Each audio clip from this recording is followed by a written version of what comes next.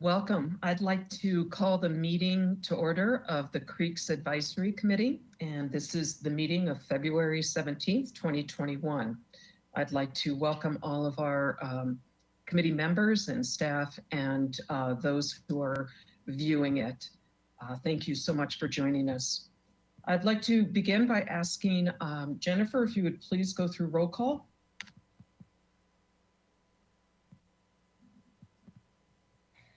Thank you, Chair Gaskin. Okay, so we have Ms. Gaskin. Present. Ms. Weber. Present. Ms. Owens. Present. Ms. Silva. Present. And Ms. Rizzo Santino. Thank you. Thank you very much. The third item on the agenda is approval of our minutes from December 16th, 2020. And that reminds me, I actually should have begun, since we did not have a meeting in January, by wishing you all a very happy new year. It seems like a long time ago since it was January 1, 2021. But since this is our first meeting of the calendar year, I wish all of the members, staff, and the viewing public a happy new year. So we have our minutes from December 16th, 2020, and I'll entertain a motion for approval. Please unmute yourself to move. This is Penny, and I'm Penny here, and I'm happy to second that motion. Okay, so who made the motion? That was Betsy here. Betsy, and then Penny seconded it. Is there any discussion on the minutes? Hearing none, I will ask for a vote then. Okay, so voting to approve the minutes from December 16th, 2020. Ms. Gaskin. Yes. Ms. Weber. Yes. Ms. Owens. Yes. Ms. Silva.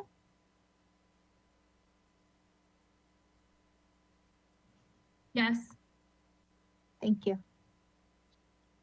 And those have been approved. Thank you very much. Turning to agenda adjustments, are there any? And I'll turn to Cameron Benson. Yes, Madam Chair, thank you. I would recommend to the chair and the committee that we move agenda item 9C, which is our 2021 regular meeting schedule adoption, up to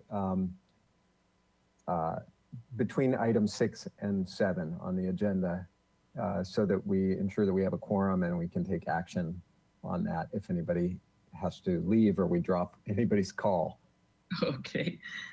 As any member of the committee in opposition to moving item 9C, our calendar for the meetings, up between items, you said 7 and 8. Well, 6 and 7 or 7, 8, it doesn't matter. Okay. No, 6 and 7. I'm sorry, I probably misheard you. So 6 and 7. Any concern? All right, it is done then. Any other adjustments? Okay. Public comment. I'll turn to Ms. Holliday. Are there any members of the public who wish to speak? I see no hands raised for public comment. Okay, thank you. All right, moving on to item 6, committee member and staff communications. I'll first turn to our committee members and see if there are any comments. And if so, please unmute. And this is an opportunity for you to make a comment that is off any agenda item that we have.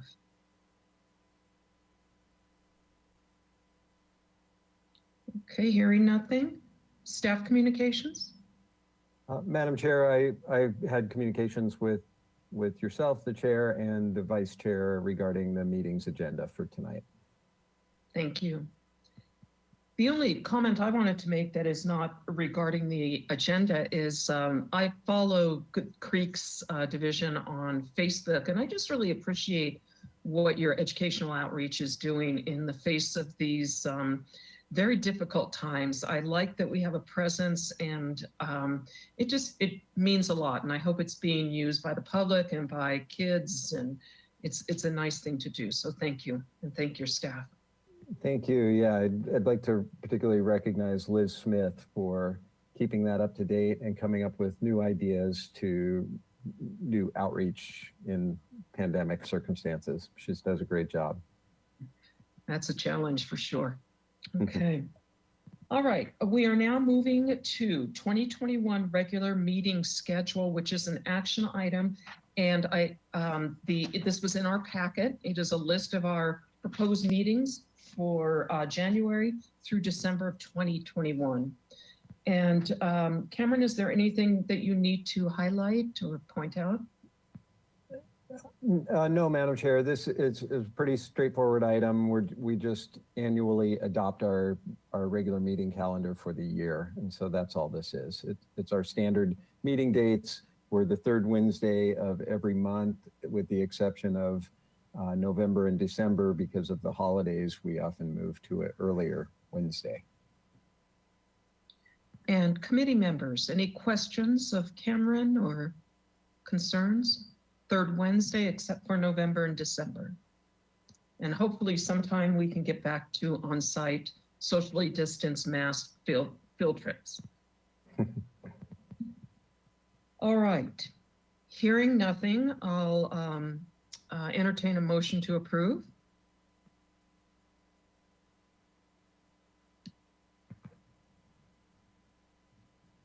Penny here. I'm happy to make that motion. Penny, thank you. Is there a second to Penny's motion? Happy to second that. Thank you, Sophia. There's been a motion by Penny and a second by Sophia. Any discussion? I will ask Ms. Holliday then to go through the roll call vote. Okay, I'll go ahead and do the vote. I just wanted to acknowledge that Anna is here now, so you'll hear me Oh, call her hello, name for Anna. voting too. So Ms. Gaskin, Yes. Ms. Weber, Yes. Ms. Owens, Yes. Ms. Silva, Yes. and Ms. Rizzo Santino.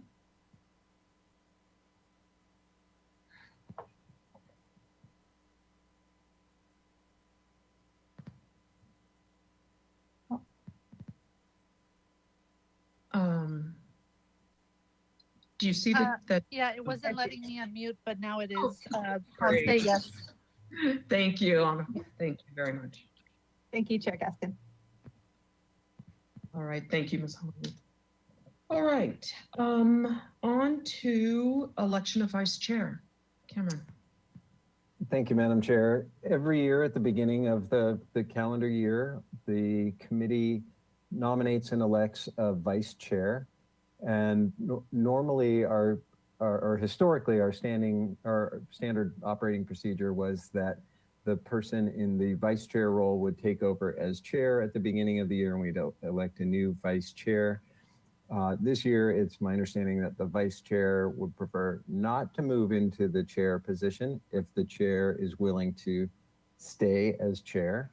But we can entertain nominations for the vice chair position, and then have our normal election process for that, and then that person could be in position to take over as chair next year.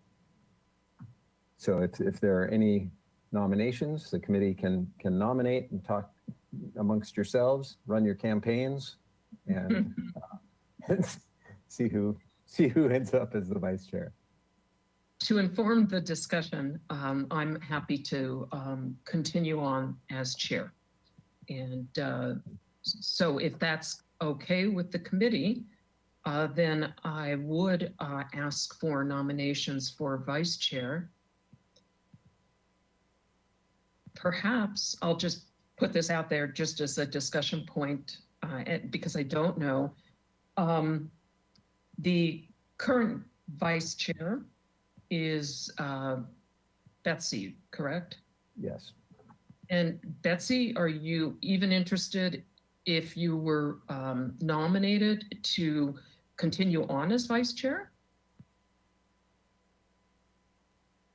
Thank you, Chair Gaskin, and thank you for being willing to take on chair again this year. I think you're doing a fabulous job. And if no one else is interested, I'd be happy to carry on as vice chair. But of course, if anyone else is interested, I welcome that as well. So to the committee, is there a and you can self-nominate too. We've had members who have been here quite a while who haven't served in a capacity. Anna, if you're interested, I don't know what your bandwidth is like. I know you're involved in a lot of things. So really it's up to the committee. But we know from Betsy, she would be open to being nominated. If no one else would like it.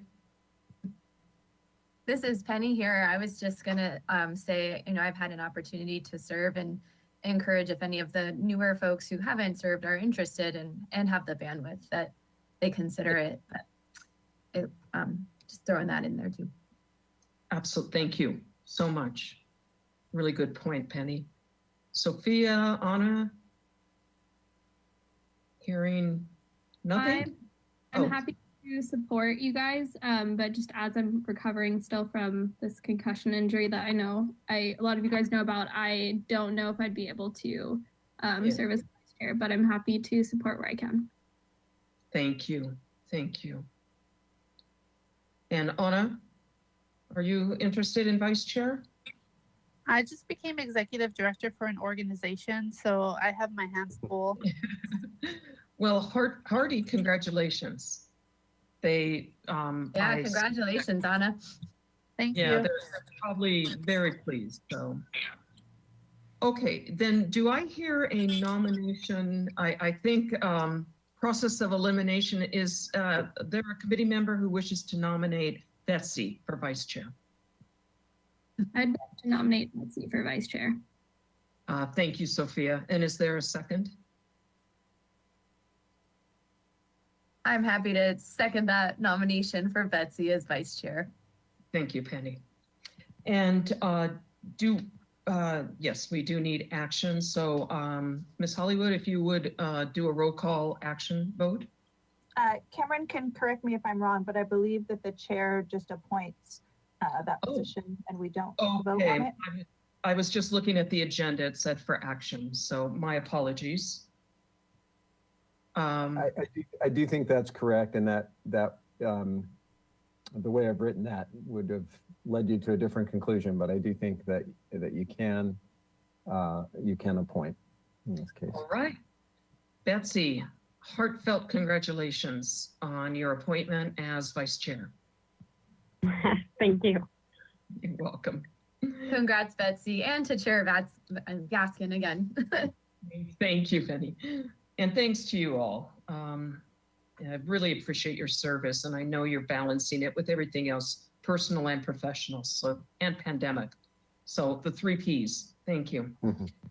I'll turn it over then to Cameron for our and I believe it's 2021. The agenda says 2020, but 2021 subcommittee appointments. Yes, thank you, Madam Chair. Yes, you're correct. It is not the 2020, it's the 2021 subcommittee appointments. Since the creation of the Creeks Advisory Committee, we have had subcommittees to assist Creeks Division staff with the development of specific water quality improvement, education, and creek restoration projects and programs. For this year, we're recommending 2 subcommittees. One is the Budget Subcommittee, which is a standing committee, meaning that we have that subcommittee in place every year because we're working on a budget for the Creeks Division every year.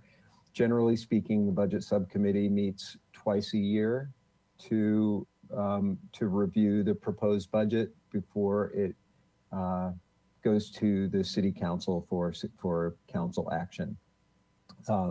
Occasionally, there are budget items that come up during the middle of the year where we're looking at an opportunity say for an Creekside acquisition or something like that, and we will call the budget subcommittee together to get the sort of the sense of the subcommittee on a recommendation for that type of large budget item. So not a lot of extra meetings, but maybe 2 to 3 meetings per year. Historically, that subcommittee has been made up of our immediate past chair and the current chair and the vice chair. It doesn't have to be that way, but it can only be 3 members because we have a 7-member committee and it has to be a minority of members so that we don't have Brown Act violations. So historically, like I said, we've had those 3 members, which in this case would be Chair Gaskin, Vice Chair Weber, and Penny Owens, who was our prior chair. Again, the chair is free to appoint for that committee. The second recommendation for a subcommittee is for an education and outreach subcommittee. And this is an ad hoc subcommittee that we are recommending to appoint, again, 3 members to that will assist our outreach and education coordinator, Liz Smith, with our public education plan update. Our current members of that subcommittee are Penny Owens, Betsy Weber, and Sophia Silva. And so if the 3 of you would like to continue on, that's okay. The chair can appoint you 3, or if we want to change the makeup of that committee, we can do that also. So Madam Chair, I'll turn it back to you to discuss with the committee and make those choices. Thank you. Let's begin with the budget committee. It certainly makes a lot of sense to have past chair, current chair, and vice chair. So I'm looking rhetorically to Penny and to Betsy. Are you comfortable continuing to serve in this capacity on the budget committee, Penny and Betsy?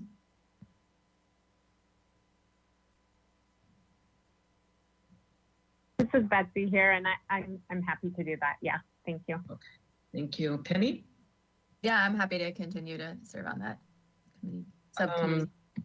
Thank you. Other committee members, are you comfortable with carrying on that, if you will, pattern? It's almost a pattern continuity for the budget committee of the present chair, past chair, and then vice chair. Okay, hearing nothing, then I will appoint those individuals representing those positions to the budget committee. As far as education and outreach, Penny, Betsy, Sophia, are you comfortable continuing on? Anna, I'm just presuming, but I don't want to presume that your new position means you may not want to sit on education and outreach subcommittee. But if you would like to, please let us know. So thoughts? Yeah, I'm happy to still serve on that. Great. I am as well. Okay. And Cameron, did I follow that correctly? You said there could only be 3 members on that subcommittee. Yes, that's correct. And if I'm hearing voices correctly, if you need someone to step down, because I've served on it for a long time, I'm happy to let someone else take a turn. But if, again, I just depends on people's bandwidth. So I'm flexible there. Happy to serve if needed, and happy to step down if someone else is ready to have a turn. Penny, thank you very much. So we've got Betsy and Sophia. Anna, don't want to pressure you. Would you like to serve, or would you like to defer to Penny? Are you asking for the chairship of that committee, or? No, just a member. I think staffs that committee, and there's really no chair, if you will, for these subcommittees. Is that a correct perspective? Right. Yeah, I'm fine with that. Oh, okay, that'd be great. So Anna, Betsy, and Sophia. Education and outreach. And Penny, Betsy, and Lori for budget for 2021. Thank you all so much. Appreciate that. Okay, anything else on that, Cameron? No, Madam Chair, I think we're done with that one. All right, business items, 9A, research on microplastics in stormwater, and I will turn it over to you to introduce the topic, and Jill Murray. Cameron. Okay, I'm going to turn this right over to Dr. Murray to give us our introduction and introduce our presenters.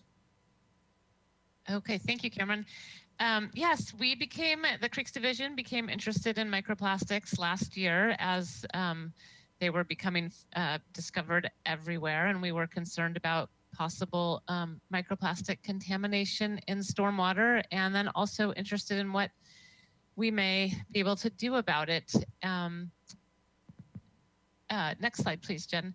And so I started reaching out to UCSB researchers, asking who would be the best person to work with there. And I was delighted to learn that Dr. Holden, with whom we've worked for so many years on microbial source tracking projects, is the resident expert at UCSB. And she has two excellent graduate students. And with the graduate students, Timnit Kefla and Becca Reynolds, we put together an application for funding from the UCSB's Associated Students Coastal Fund, and they generously granted us enough funds to get started on this project. And as part of the application project, Becca and Timnit gave a really enjoyable and informative presentation to the Associated Students Coastal Fund Committee. And so I asked them to almost repeat that presentation for you all, because I thought it was a great way to get an introduction to this topic and what we're doing. I'll just say one little bit of background and then turn it over to them. So, you know, we've done a lot of work to keep larger trash out of creeks and runoff and beaches, including a lot of cleanups and street sweeping and the screens over all of our catch basins. We know from doing research that that works well in keeping large litter out of storm drains and leaf litter out of storm drains. We don't know anything about the smaller trash.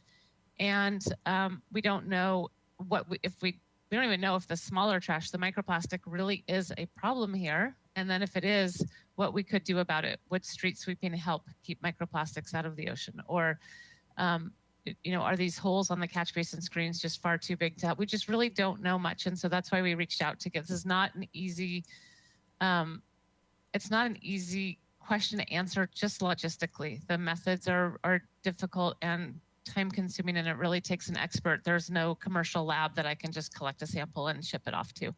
So at this point, I'm just gonna hand it right over to the students. And then after that, we'll take questions and we'll just see who should answer any questions that you may have. So thank you. Awesome, thank you, Jill. Unfortunately, my camera situation's not working, but I'm here, I promise. Thanks, Jill. I wanted, next slide, please. Thank you. I wanted to start by emphasizing that plastic is such a significant part of our built environment. They're inexpensive, durable, lightweight, and corrosion resistant, and in turn are widely used across different industries and applications. If I were to ask you all if you've interacted with plastic in some shape or form, like today, you almost certainly would respond with a resounding yes. Since plastic's commercialization in 1950, 8,300 million metric tons have been produced, with 79% ending up in landfills or the natural environment. 4.7 to 12.8 million metric tons enter our oceans annually from proximal coastal environments. And we see this by what is washed up to shore or floating on the water surface. An emerging concern, however, are the plastics that are not easily seen, known as microplastics. Next slide, please.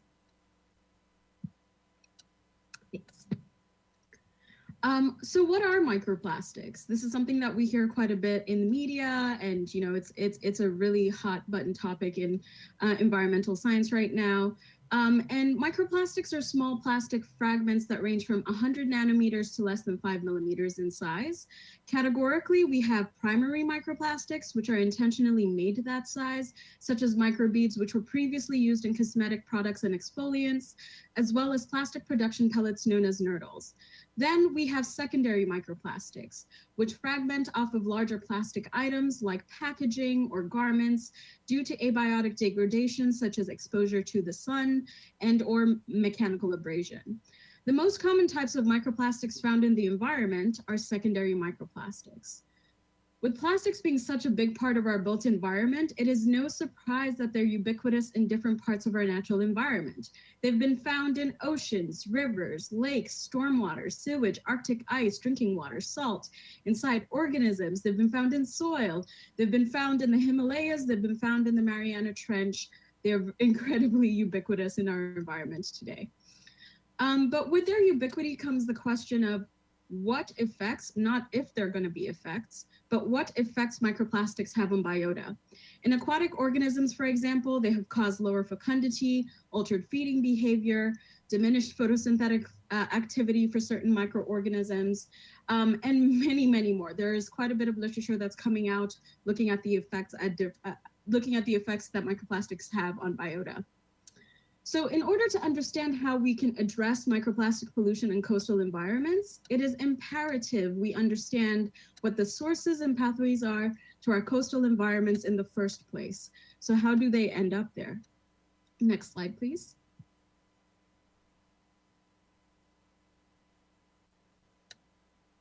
Thank you. The San Francisco Estuary Institute conducted a comprehensive study where they identified pathways and sources of microplastics from the cityscape to the San Francisco Bay.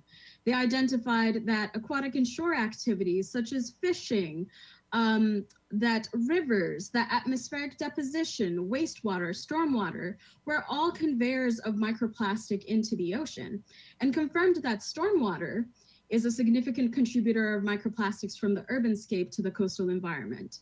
As it carries with it microplastics from the built environment, which comes from numerous sources. Think about what's around us today, such as tire dust, textiles, single-use packaging, debris, cigarette filters, just to name a few. The study found that stormwater from small tributaries just discharges approximately 7 trillion microplastics annually into the bay. This value was 300 times greater than their approximation of annual discharge from wastewater treatment facilities, highlighting that a major vector of microplastic conveyance is stormwater. So what about Santa Barbara? Does Santa Barbara have a microplastic problem? Next slide, please. Well, microplastics in the Santa Barbara coastal environment are not an unfamiliar contaminant. In fact, a recent study found that sediments in the Santa Barbara Channel played host to microplastics of different types and morphologies.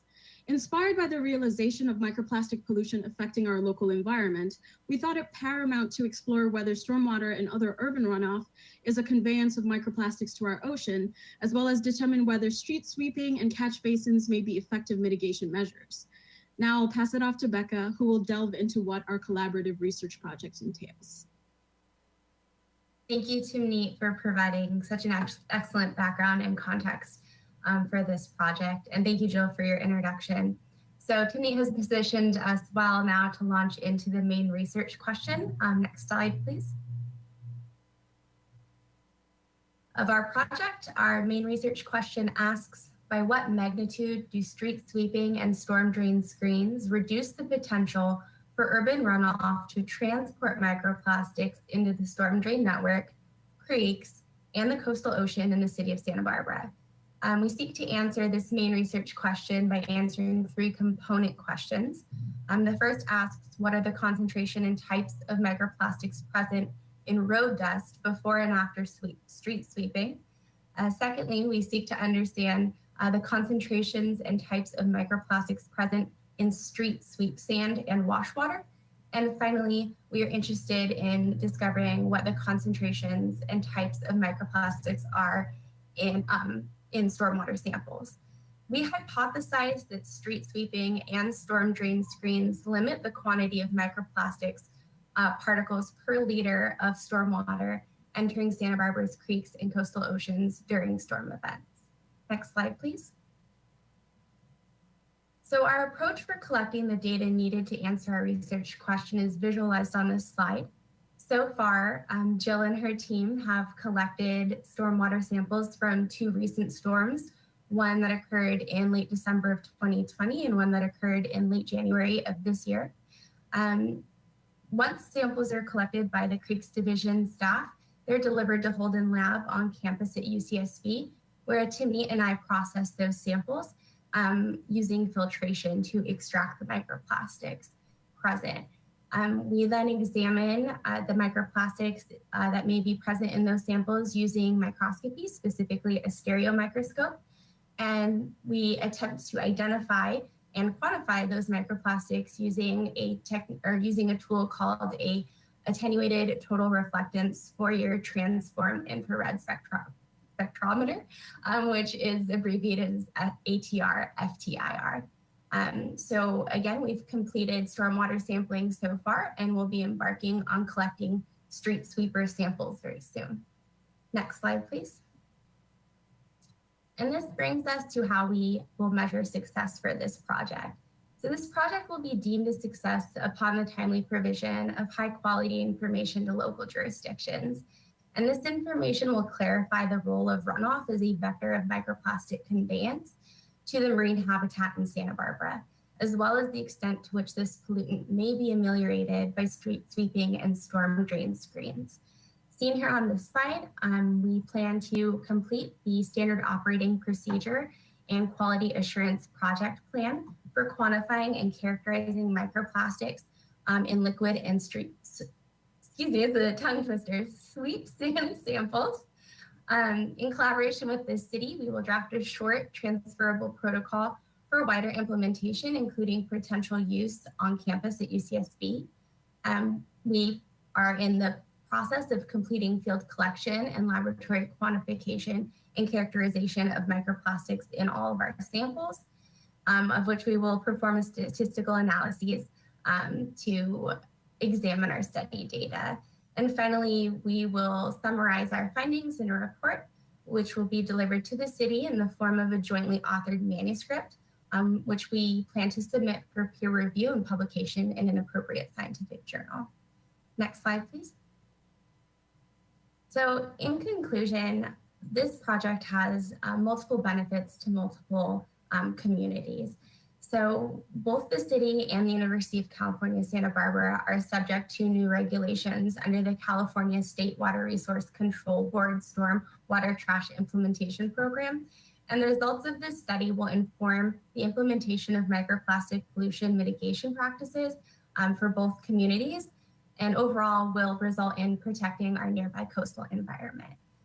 With that, I'd like to thank you for your time. We'd like to thank the City of Santa Barbara Creeks Division for their partnership and for making this project possible, as well as the UCSB Associated Students Coastal Fund. Again, thank you for being here today, and we look forward to answering your questions.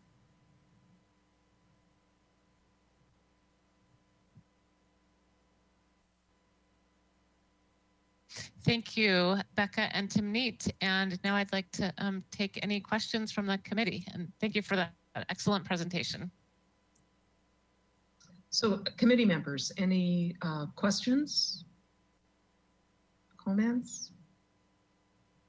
I would just like to say, number one, I'm so thrilled that we have this partnership with UCSB and that we're engaging graduate students in something as almost cutting edge and progressive for us as microplastics and getting ahead of it.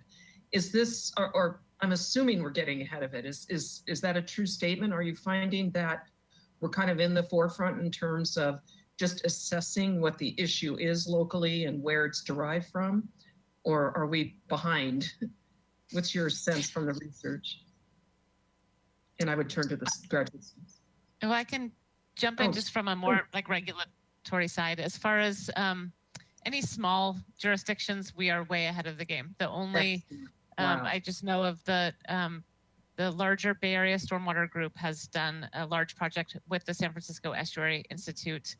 SCORP in Southern California is just starting their larger projects and getting there. They're going to do a methods comparison but I don't know any other jurisdiction who's jumping in and just saying, what are we even dealing with here? And we are so lucky to have this group that can assist us. And I can see And they know more about the cutting edge literature. and Timnit. Yeah, definitely. So this is more emerging research. So I think that we're kind of uniquely placed in terms of getting this information out before others, but like rather like informing others is what our goal is here, right? So we certainly are, I think, in the scope of emerging research. Specifically, so my dissertation is more focused towards urban environments and microplastics, and that is just something that is incredibly understudied. We often think about microplastics in terms of how they end up in natural environments, how they affect natural environments, but we don't really think about how they could just be sources as well as sinks for microplastics. And so just us doing this work definitely makes us uniquely placed to answer some really great questions and contribute to the knowledge, the state of the knowledge thus far. That's wonderful. Thank you. And Becca, did you want to add anything? Just that Dr. Murray and Timnit did a beautiful job addressing that question. I agree. Great. Well, we are thrilled and mightily impressed, Timnit and Becca, with your presentation and the fact that you're working with us. Thank you so much. And Jill, thank you for your leadership. You are welcome. And I'm hoping that when I come back in June, which is the normal time I come back and talk to you about the coming year's research, we can also get a summary of what they have found by then. That's great. That'd be wonderful. Thank you both. Thank you all. Or all three of you. Thank you. Okay, on to item 9B, which is our second business item. Adopted amendments to development and redevelopment requirements in the city's stormwater discharge permit SWMP amendments. And you'll recall we were engaged in this as a committee late last year, and implementation is happening. So I will turn it over to Cameron or Jim. Who would like to begin this? I'll jump in quick. Madam Chair, you just did a great introduction. And as you said, this came to the committee back in August, where the city is proposing amendments to its stormwater discharge permit. And that went to the city council in September, and we're coming back to report on the whole process and where we are now. And I will turn it over to Jim Rumbley, who is a project planner with the Creeks Division, and he is essentially the project manager for the city's stormwater requirements for development and new or redevelopment, excuse me. So take it away, Jim. All right, thanks, Cameron. Can you see my screen? Just want to check real quick. Can you see the presentation? Is it up? We Yes. can, yes. Okay, that's great. I can't see what you're seeing. So. And we can see you and the screen. Oh, that's great. Great. Thank you. So I'll start off by providing a brief summary of the city's post-construction development and redevelopment requirements, or you might have heard them referred to as SWMP requirements. Then I'll talk about what's happened since staff last discussed the SWMP amendments with you last August. As a brief refresher, you can think of the city's SWMP requirements as structural improvements for removing pollutants from stormwater after a project's completed. Some examples of these improvements include rain gardens, permeable pavers, bioretention planters, rain barrels, and bioswales. SWMP requirements are an important tool that we have for creek and ocean water quality protection. They allow treatment of water pollution at its source before it enters the storm drain, the creeks, and the ocean. It can provide an incremental approach where, as properties are redeveloped, stormwater controls and pollution prevention happens on the parcel. So over time, we see an increase or improved water quality. SWMP requirements are necessary for regulatory compliance under the city's stormwater discharge permit. And they are detailed, how to comply is detailed within the city's stormwater BMP technical guidance manual, which was recently updated along with the amendments. SWIMP requirements are part of the city's development review process, and Creeks Division staff reviews all projects proposing new and replaced impervious area for compliance with the requirements. Once staff approves projects and that they comply with the requirements, Building and Safety Division staff, mostly the building inspectors, will inspect the projects in the field and make sure that what's installed and built on site is installed correctly and complies with the approved plans. The Creeks Division also inspects a small sample of projects each year to see how the BMPs are performing.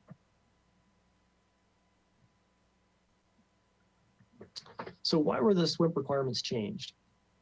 Well, the requirements were adopted in January of 2009, and they've essentially been unchanged since then, except for a small update in 2013. We wanted to correct the errors and inconsistencies that were in the manual, and we also wanted to make the requirements more flexible and equitable, more effective, and easier to understand while ensuring protections for water quality were maintained. After Creeks Division staff presented the proposed SWIMP amendments to you on August 19th, 2020, staff presented the amendments to City Council. And on September 22nd, 2020, City Council approved the amendments and directed staff to request a review by the Water Board. A couple of days after that, staff submitted the application for review to the Water Board, and we heard back from them on November 4th, 2020, that they had approved the proposed amendments. Then staff went back to council with the revised ordinance, and City Council adopted that ordinance on January 12th, 2021.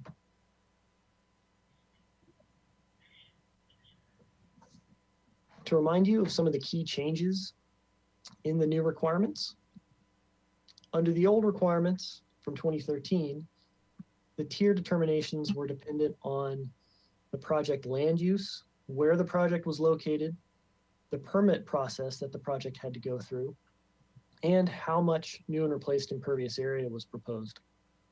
Under the new requirements, the tier determination has been greatly simplified, and only the amount of new and replaced impervious area proposed is considered. Under the new requirements, infiltration is required for tiers 2, 3, and 4.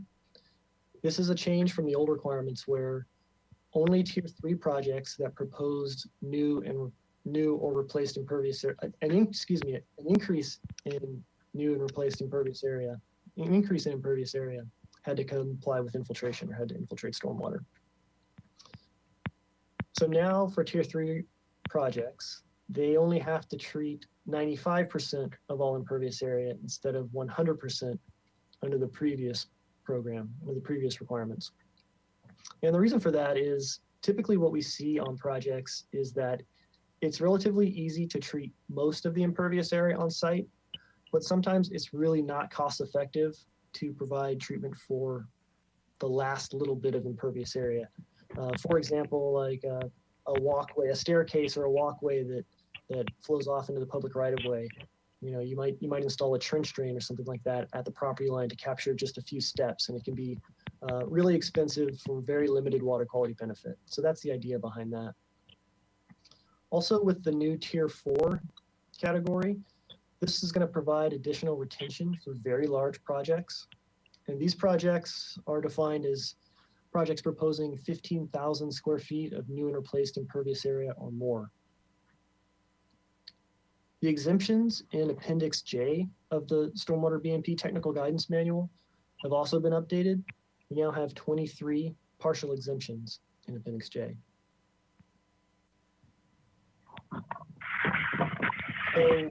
So when do the new requirements take effect? Well, that really depends on whether the project is ministerial, discretionary, or in the coastal zone. For ministerial projects that are submitted on or after March 1st of 2021, they will be processed under the old requirements. They will be processed under the new requirements. Discretionary projects accepted for processing before December 14th, 2020, have the choice to be processed under the old requirements or the new requirements, but not a combination of both. If the project's located in the coastal zone, for now, projects have to comply with the set of requirements that is more protective of water quality. Again, not a combination of both. Staff are going to initiate the process to change the requirements in the coastal zone soon, and I'll talk more about that in a couple of minutes.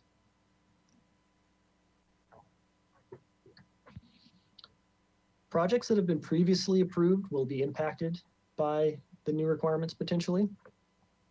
Approved projects with issued building permits that would qualify for a lower tier under the new requirements are able to submit revised plans to the Building and Safety Division requesting a review for compliance with the new tier under the new requirements. Projects that have not yet been approved, that are still in the approval process, that think they could qualify for a lower tier under the new requirements are welcome to submit revised projects to Creeks Division staff for review. We're telling applicants that these changes will also require review by city staff and other divisions that have previously reviewed the projects to make sure they're still in compliance, and might trigger additional design review.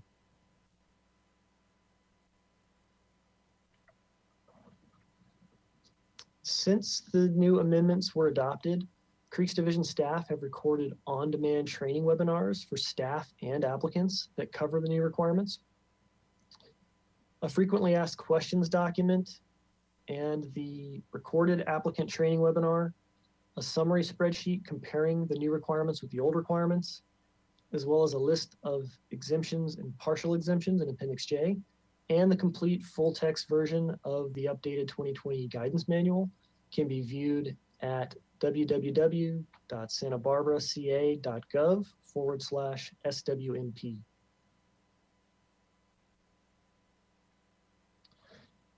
Next, we're going to be working on changing the LCP so that we have one set of requirements for the entire city, as opposed to different requirements in the coastal zone and outside the coastal zone.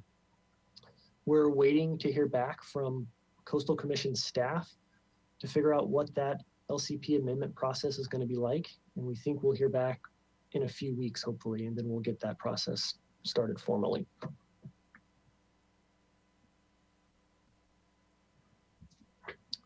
If after this presentation you have questions that you want answered, you can contact me directly by email at jrumbley@santabarbaraca.gov or by phone at 805-897-1910.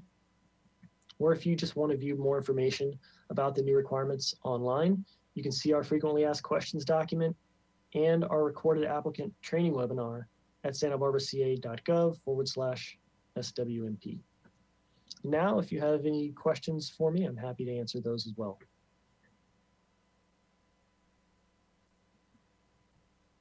Committee, any questions of Jim or comments? This is Penny here. I just want to thank Jim and the Creeks Division, all the staff for all their hard work on updating the stormwater management plan and the many revisions and stakeholder input. And we really appreciate all the hard work you did to protect water quality. So thank you. Thanks, Penny. Yeah, it was a long process. It feels good to finally be close to the finish line here. Any other comments? I would like to echo Penny's comment. What a journey. And the fact that we're going into implementation really is a tribute to the perseverance and the vision of making corrections and revisions so that it would, the efficacy of these regulations would be strengthened. So on behalf of, yes, the environmental community and the community at large, thank you very, very much for your hard work and for the presentation. It's nice to loop back around. It just seems like yesterday when we were acting to support these amendments, but there's a tremendous amount of work in between then and now. So thank you. Right, thank you. Okay, Cameron, did you want to say anything or about this or anything else? Otherwise, I think we're ready to adjourn. No, I don't have anything to add except to thank you to the committee members for your review and comments and support of these programs, and to Jim Rumley for his hard work and efforts managing that. And I really appreciate both sides of that, all of you, for that. So thank you. Great. Then I don't believe we need an action for adjournment, if I'm remembering correctly. Is that right? Why not? Why not do one? Okay. So I'm is not there sure. I know, I can't recall. Is there a motion to adjourn? I'll make the motion. It's Penny. And I feel like we do have to make the motion because I always am happy to make the motion. Thank you, Penny. Thank you. Is there a second? I'll second that motion. Thank you, Sophia. I'm sure there's no discussion, but I'll ask for any discussion. Hearing none, I'll ask Ms. Hollywood for a roll call vote. We don't actually need to vote on adjournment. Okay. Then, and we are adjourned. Thank you all so very much. Great content on the meeting. Thank you very much to all of you. Thanks so Thank much to all of you. you. Okay, Wonderful take care, evening. everyone.